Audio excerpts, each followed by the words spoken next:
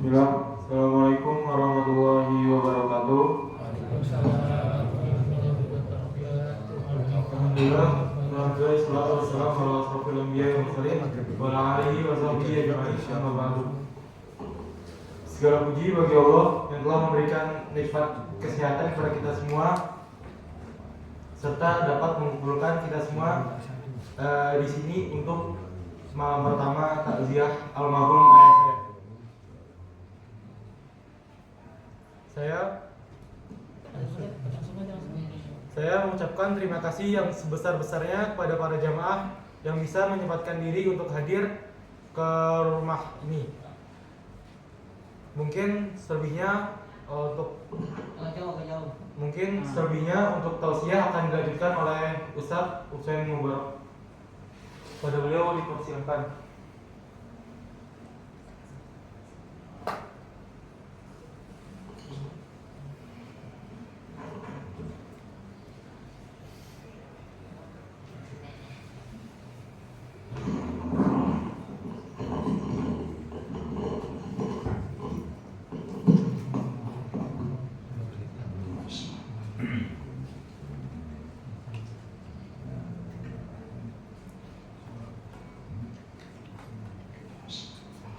Assalamualaikum warahmatullahi wabarakatuh.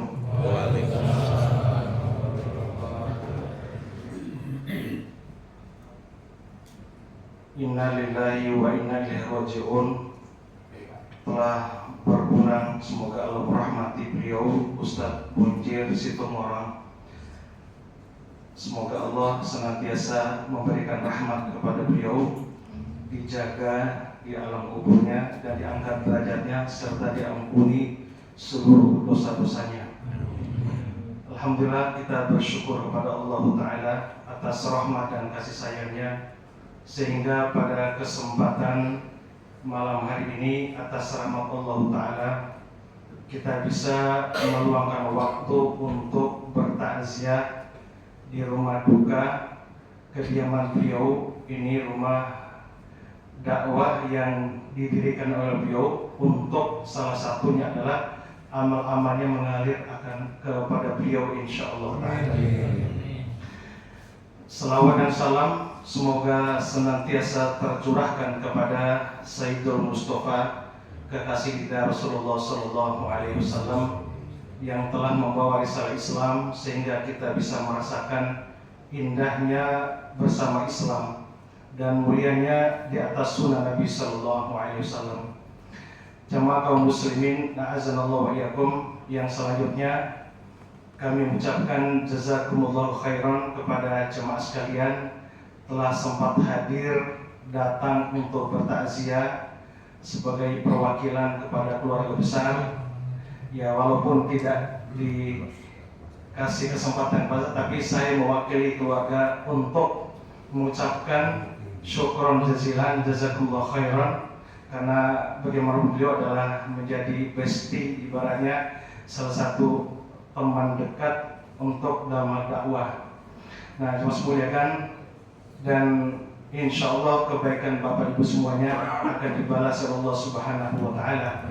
Dan juga kepada keluarga yang ditinggal, baik istri beliau, anak-anaknya, semoga diberikan kesabaran, ketabahan, dan ikhlas ridho menerima segala kenyataan ini. Dan insya Allah akan diberikan pahala yang besar buat keluarga yang ditinggal. Bagaimanapun ketika suami yang tercinta, ayah yang tercinta meninggal, pasti akan merasa kesedihan. Jangankan beliau, anaknya yang dicintai, istri yang dicintai juga, bahkan langit dan bumi pun pasti akan merasakan tangisan itu. Sebagaimana Ibnu Abbas radhiyallahu anhu pernah ditanya, "Wahai Ibnu Abbas, apakah langit dan bumi bisa menangis? Bumi bisa merintih?" Kemudian beliau menjawab dengan iya. Kenapa langit dan bumi bisa merintih dan menangis? Beliau membacakan satu ayat di dalam surat Ad-Dukhan, ayat yang ke-29, A'udzu billahi samil alim minasyaitonir rajim. Fama bakat alaihimus samai wal ard wa ma kanu mundzirin. Maka langit dan bumi tidak menangisi mereka. Yang dimaksud dengan mereka di sini adalah orang-orang yang jahat. Firaun, atas kematian Firaun pada saat itu. Yang dimaksud di sini adalah siapapun yang menentang Allah, menentang Rasulullah SAW, maka tidak akan ditangisi oleh langit dan bumi. Kemudian kata Allah dalam Al-Quran ini, mereka pun tidak diberi tangguh. Nah, coba semuliakan terkait dengan masalah ini, bahwa ketika orang-orang yang saleh, yang baik ditinggal, maksudnya meninggal dunia, maka akan ditangisi oleh langit dan bumi berdasarkan ayat ini. Sebagaimana dikatakan oleh Ibnu Abbas, Imam Mujahid menafsirkan ayat tadi. Menafsirkan ayat ini terkait dengan pertanyaannya. Makanya setiap hamba-hamba Allah yang saleh meninggal dunia akan ditangisi oleh langit, merintih yang luar biasa. Jangankan keluarga dekat, langit saja merintih dan menangis.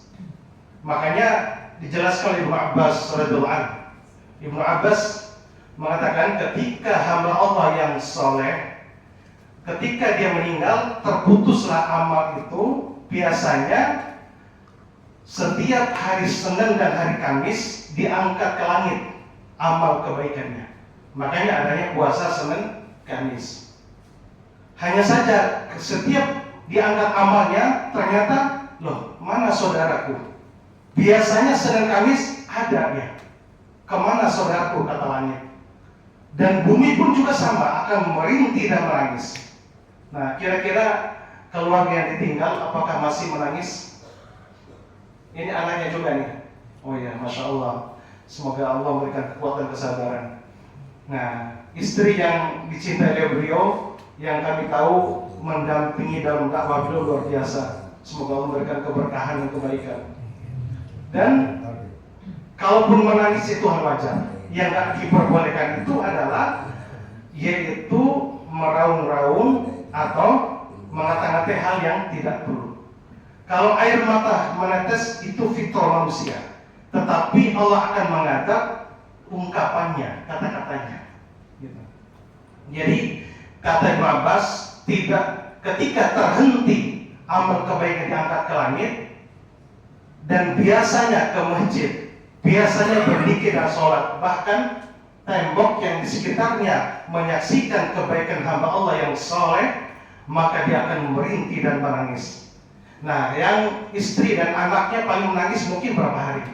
Tetapi langit dan bumi, kata Ibnu Abbas, tidaklah seorang soleh, orang mukmin meninggal dunia, maka akan ditangisi oleh langit dan bumi berapa hari, Pak? Siapa yang tahu? Kata Ibnu Abbas adalah 40 hari. Kalaupun anak dan istri paling 2 hari 3 hari.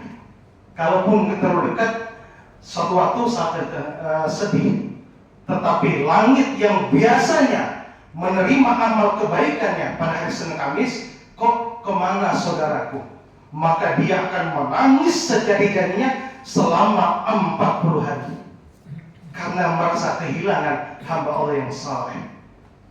Pun juga kata Imam Mujahid, muridnya Ibnu Abbas, bahwa ketika bumi ini, maksudnya orang soleh meninggal, maka bumi pun merintih dan menangis selama 40 hari. Subhanallah.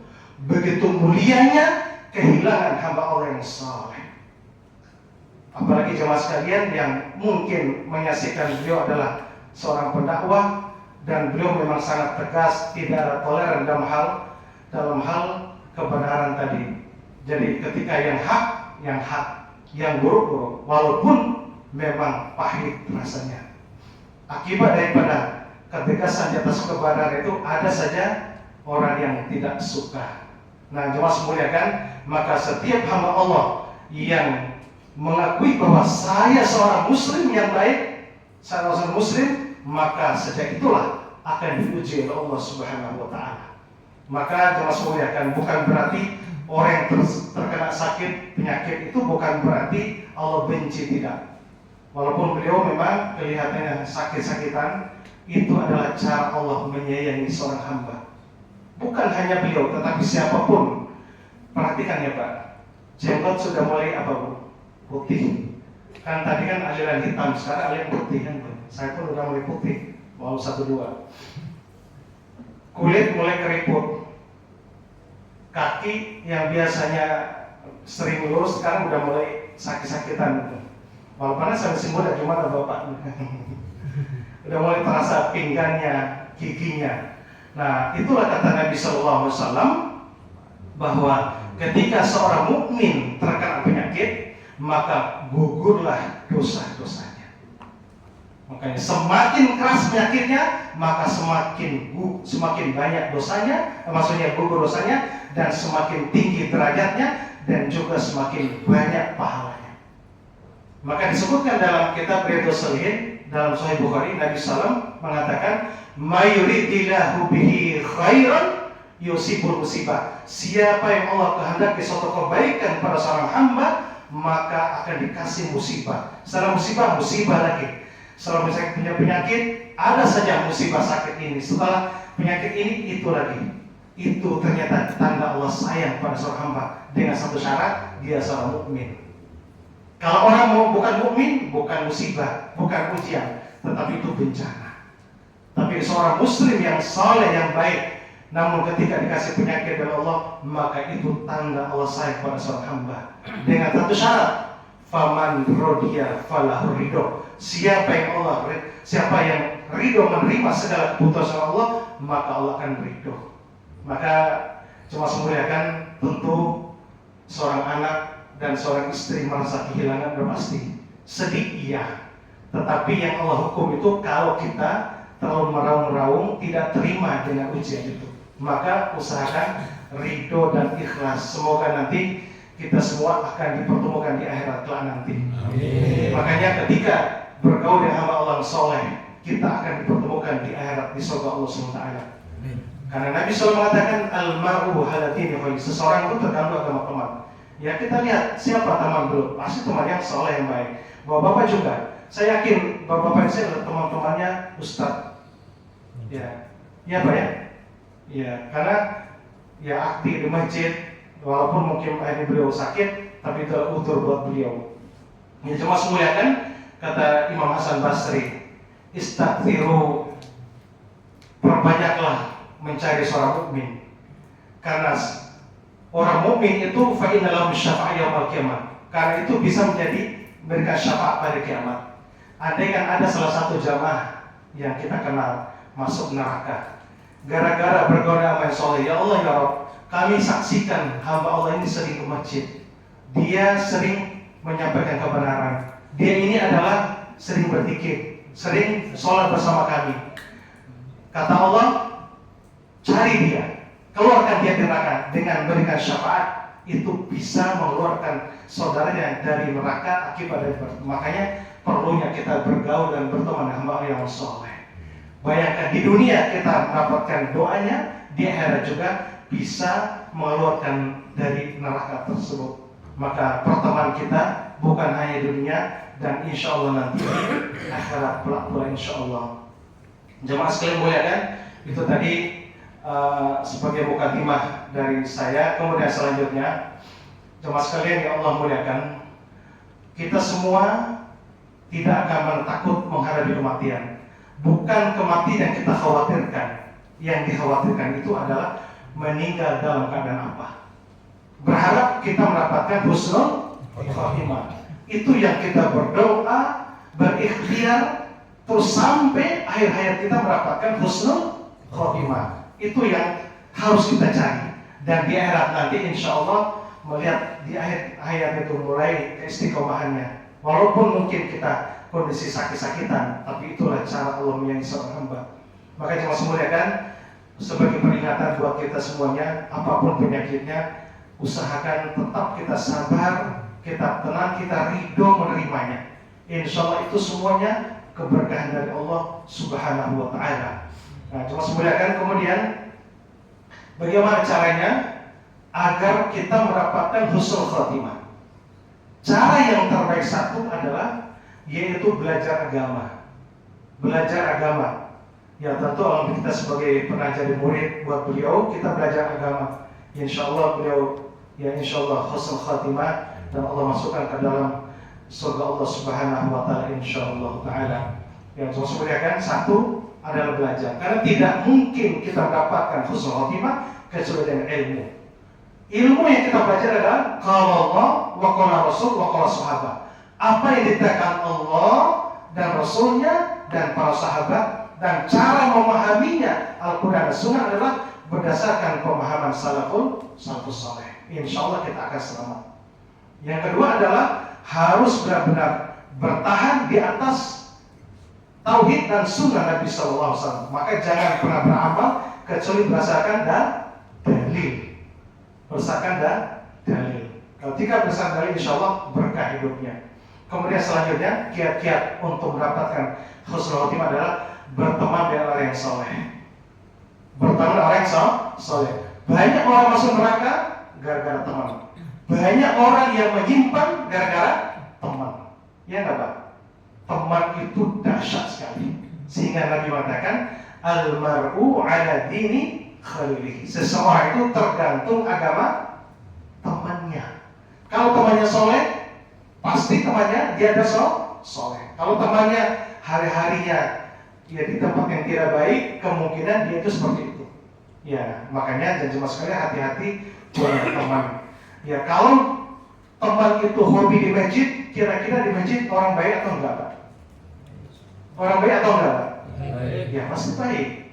Kita sudah menyaksikan, apalagi beliau adalah insya Allah ini kita tidak mengada-ngada orang baik, dan beliau adalah pendakwah, dan subhanallah beliau luar biasa, salut, dan itu beliau ketegasan dalam hal kebenaran tadi, tidak ada toleran dalam hal baik kesyirikan maupun yang lainnya. Artinya beliau ya sangat tegas dalam hal kebenaran tadi. Ya tetap kita doakan selalu buat beliau insyaallah taala. Kemudian selanjutnya kiat-kiat untuk mendapatkan husnul khotimah buat kita, persiapan kita adalah yaitu hendaklah kita berdoa terus kepada Allah SWT agar mendapatkannya. Berdoa agar mendapatkan husnul khotimah. Itu di antara. Kemudian apa tandanya orang yang di antara husnul khotimah? Syekh Albani mengatakan ada buku kecil. Itu ada 18 tanda husnul khotimah, walaupun bisa 20, bisa 25 gitu kan. Nah, di antaranya adalah yang tidak harus, walaupun ada salah satunya meninggal pada hari atau malam Jumat, bukan berarti pasti itu Pak. Di antaranya saja. Rasulullah meninggal hari apa Pak? Hari apa? Senin. Walaupun ada dalil mengatakan bahwa meninggal pada hari atau Jumat. Nabi mengatakan ma min muslim yamutu fi yaumi walatul jum'ah illa qala min adzabil kubur. Tidaklah seorang mukmin meninggal pada hari atau malam Jumat kecuali akan dibebaskan dari azab kubur. Ya, salah satu keutamaannya meninggal pada hari atau malam Jumat. Bukan berarti selain hari itu tidak semoga tetap husnul khotimah bagi orang mukmin tadi. Kemudian kedua adalah keluar keringat di dahinya.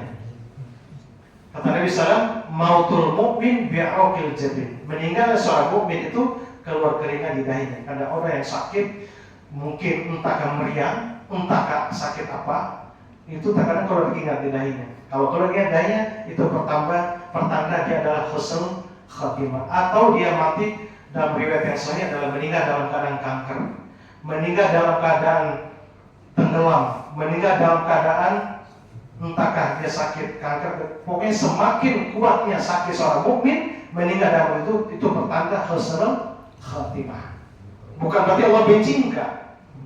Bukan Allah benci kepada orang mukmin itu sakit-sakitan, benci, enggak. Justru itulah cara Allah mengangkat derajatnya, cara Allah menyayangi seorang hamba. Maka dia jauh semuanya itu Syalbani mengatakan ada sekitar 18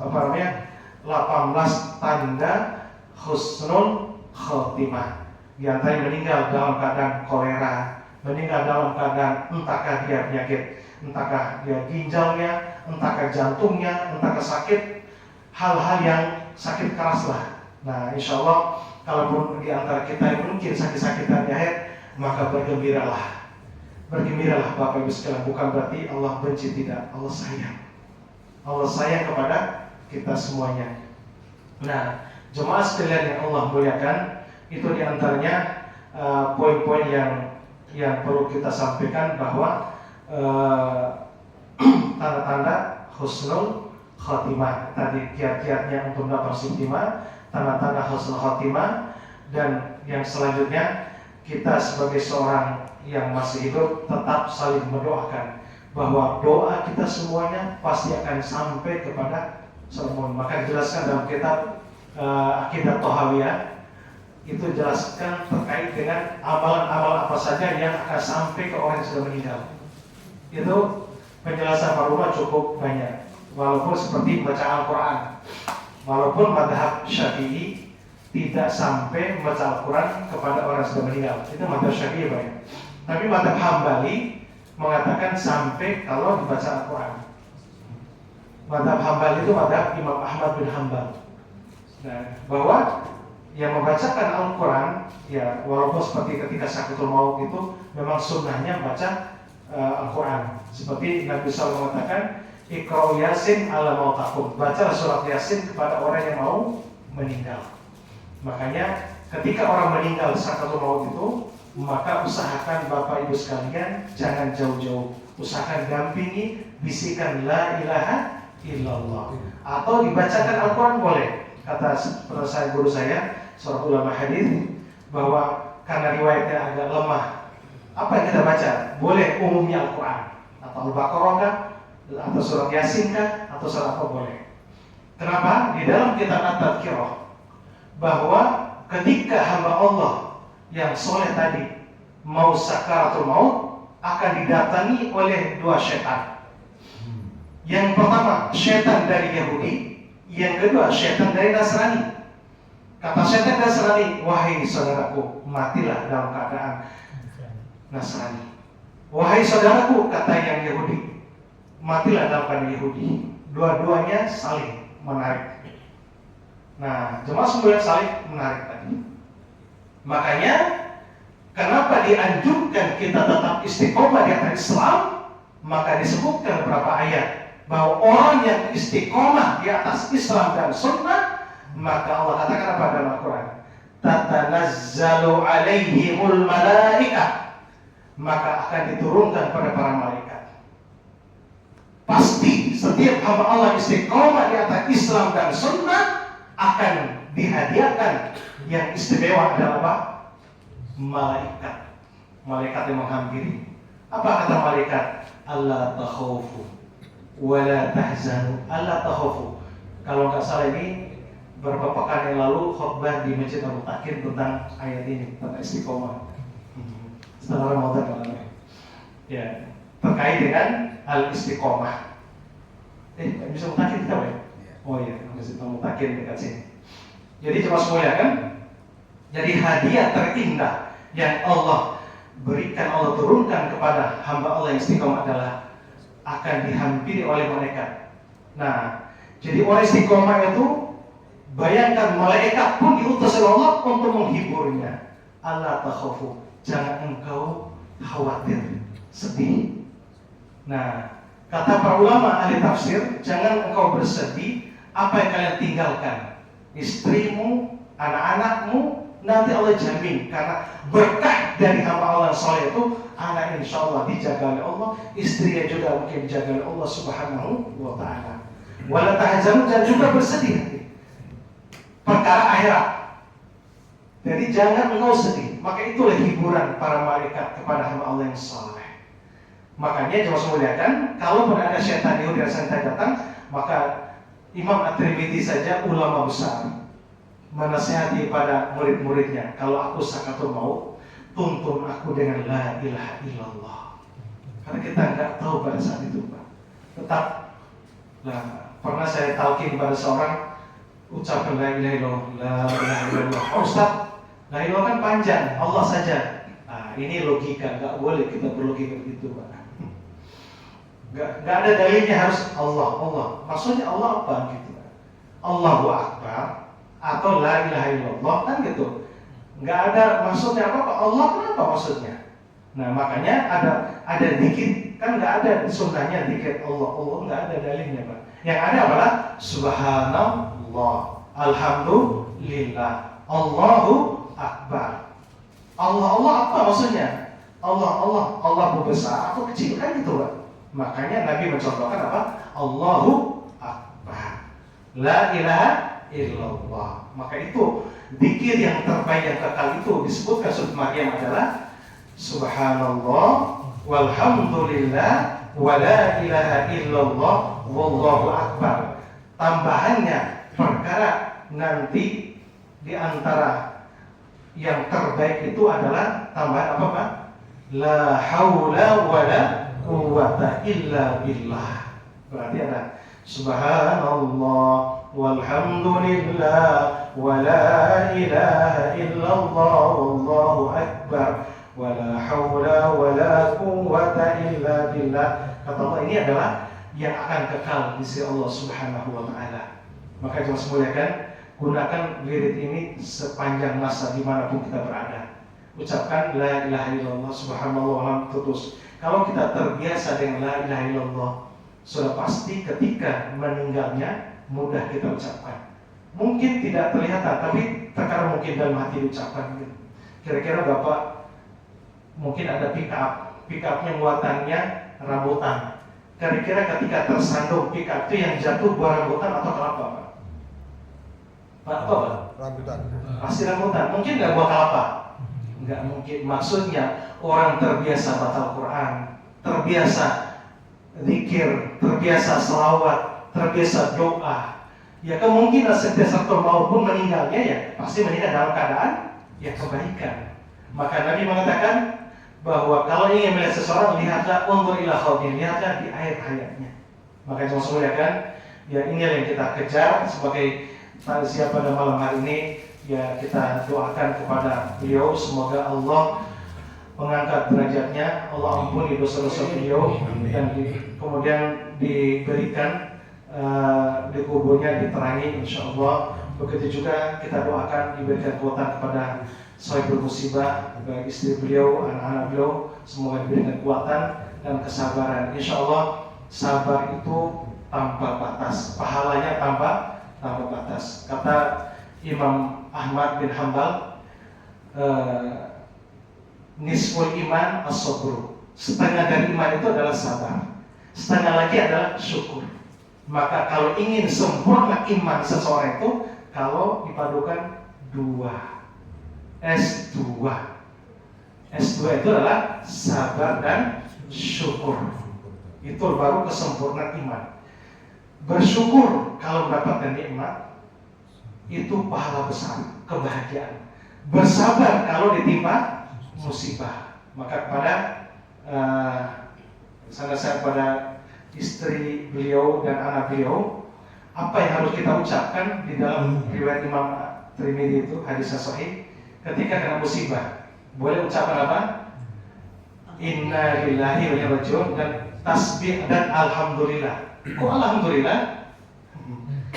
Maka orang yang mengucapkan alhamdulillah di saat musibah, maka kata Allah di depan para malaikat, ubun, maka bangunlah rumah istana di surga dinamakan Baitul Hamdi. Maka ucapan alhamdulillah.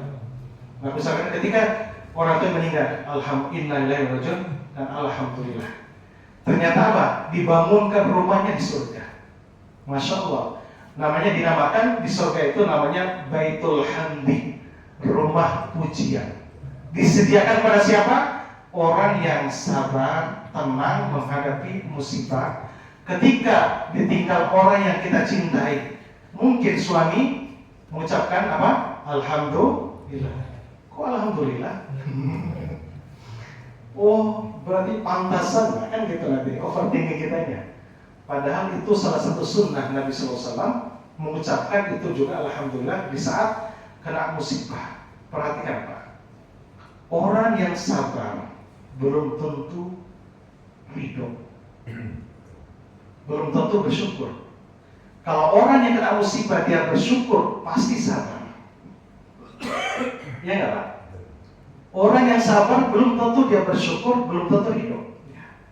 Tapi kalau orang sudah mengucapkan alhamdulillah tersenyum, sebagaimana Ibnu Mas'ud, Ibnu Abbas, Ibnu Umar, ketika anak yang dia cintai, beliau senyum jangan cengir, bukan cengir maksudnya senyum beliau. Baik Ibnu Umar, kenapa Anda senyum? Padahal anak yang kalian cintai, sayang, kok malah ketawa, malah senyum?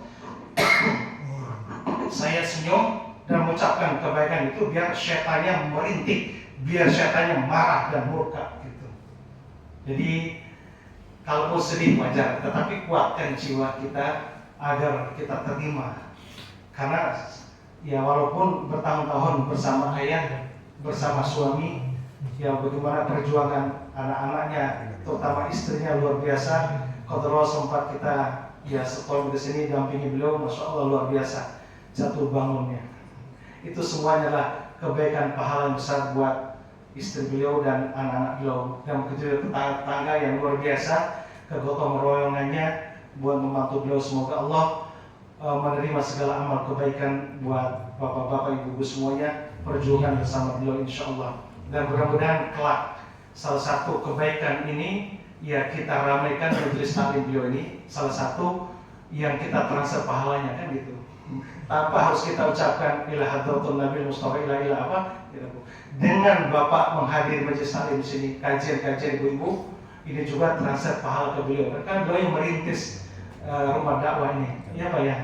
Dan juga ini adalah mungkin entahkah dana beliau juga perhatian dan juga dari tetangga. Semua ini dorongan dari semua kaum muslimin. Tetap kita doakan, itu luar biasa ya perjuangannya, masya Allah. Ya tidak lepas daripada doa terbaik dampingan pada istri beliau yang tercinta dan anak-anak yang soleh beliau, sehingga beliau sampai ya meninggalnya insya Allah husnul khatimah insya Allah. Yaitu mungkin barangkali tausiah malam hari ini buat kita semuanya, terutama kepada keluarga yang kena musibah. Wallahu ta'ala alam. Aku qouli hadza wa subhanallahi bihamdik asyhadu an la ilaha illa anta astaghfiruka wa atubu ilaik. Assalamualaikum warahmatullahi wabarakatuh. Waalaikumsalam.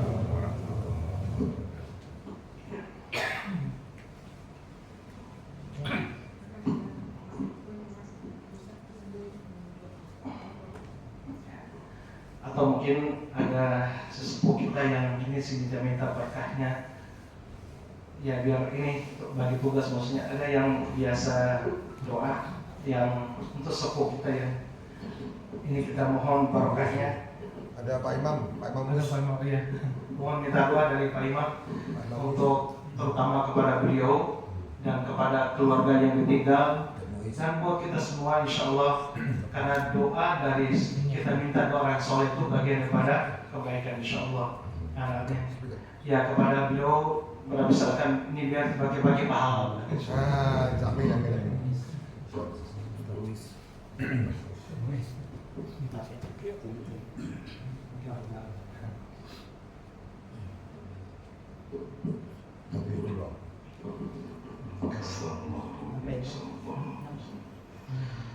اللهم صل على سيدنا محمد في الأولين والآخرين وبارك وسلم ورضي الله تعالى عن صحابة رسول الله أجمعين آمين. الحمد لله رب العالمين حمد الشاكرين حمدا الناعمين حمدا يوافي نعمه وكافئ مزيدا. يا ربنا لك الحمد بما ينبغي. اللهم تقبل وأوصل ثواب ما قرأت من صدقه اللهم اغفر له وارحمه وعافه واعف عنه. اللهم اجعل قبره روضة من رياض الجنان ولا تجعل قبره حفرة من حفر النيران إلى يوم القيامة. اللهم افتح أبواب السماء لروحهم وأكرم نزلهم ووسع مدخلهم ووسع في قبرهم إلى يوم القيامة. ربنا اصرف عنا عذاب جهنم إن عذابها كان غراما إن إنها ساءت مستقرا ومقاما. ربنا اغفر لنا وإسرافنا في أمر الكافرين. ربنا أفرغ عنا وتوفنا مسلمين. اللهم إنا نسألك العفو والعافية والمعافاة الدائمة في الدين والدنيا والآخرة. اللهم إنا نسألك السلامة في الدين والدنيا والآخرة، وعافية في الجسد وزيادة في العلم وبركة في الرزق وتوبة قبل الموت ورحمة عند الموت ومغفرة بعد الموت. اللهم هون علينا في سكرات الموت النجاة من النار والعفو عند الحساب.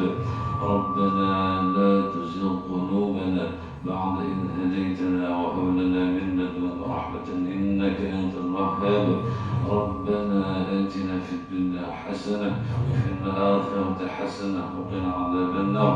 ربنا تقبل منا إنك أنت السميع العليم وتب علينا إنك أنت الرحيم. والحمد لله رب العالمين.